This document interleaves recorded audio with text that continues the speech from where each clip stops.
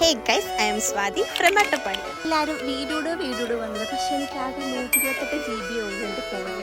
ഇത് വെച്ചിട്ട് എനിക്ക് വീഡിയോ ഇടാൻ പറ്റില്ല ഗൈസ്. വീഡിയോ എടുത്തില്ല, അപ്പോൾ സ്റ്റോറേജ് ഫുൾ.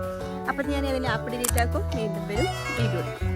ഇപ്പം തന്നെ ഞാൻ 2-3 വാട്സപ്പ് ഡിലീറ്റ് ആക്കി. വേറെ അവസ്ഥ സ്പേസ് ഇല്ല ഫോൺ.